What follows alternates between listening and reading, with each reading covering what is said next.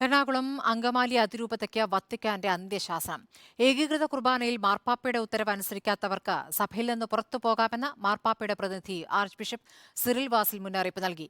എന്നാൽ ക്രിസ്മസ് മുതൽ ഏകീകൃത കുർബാന നടപ്പാക്കണമെന്ന മാർപ്പാപ്പയുടെ വീഡിയോ സന്ദേശത്തിൽ സംശയം പ്രകടിപ്പിച്ച വൈദികർ അന്വേഷണം വേണമെന്നാവശ്യപ്പെട്ടിരിക്കുകയാണ്.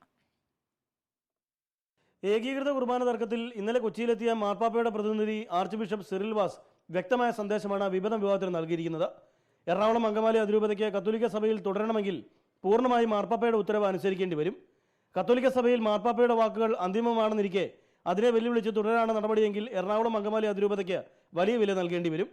ഏകീകൃത കുർബാന അംഗീകരിക്കാത്ത ഇടവകൾ അടച്ചുപൂട്ടാനുള്ള നിർദ്ദേശമാകും വത്തിക്കാൻ സ്വീകരിക്കുക. വൈദികർക്കും ഇത് ബാധകമാകും. കഴിഞ്ഞ ക്രിസ്മസ് ദിനത്തിൽ സെന്റ് മേരീസ് ബസിലിക്കയിലുണ്ടായ അതിക്രമങ്ങളിൽ വിമത വിഭാഗത്തിലെ ചില വൈദികർക്കെതിരെ നടപടിക്കും ഈ ദിവസങ്ങളിൽ സാധ്യതയുണ്ട്. ഇത് സംബന്ധിച്ചുള്ള അച്ചടക്ക നടപടി വത്തിക്കാൻ അനുമതിയോടെ സിറിൽ വാസ് നടപ്പാക്കിയേക്കും.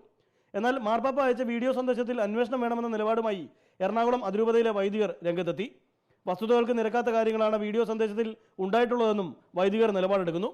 ഒപ്പം അഡ്മിനിസ്ട്രേറ്റർ പദവിയിൽ നിന്ന് സ്ഥാനമൊഴിഞ്ഞ ആർച്ച് ബിഷപ്പ് ആൻഡ്രൂസ് താഴ്ത്ത ഇനിയും എറണാകുളം അങ്കമാലി അതിരൂപതയുടെ വിഷയങ്ങളിൽ ഇടപെടരുതെന്നും ഇന്നലെ കലൂരിൽ ചേർന്ന വൈദിക യോഗത്തിൽ ആവശ്യമുയർന്നു.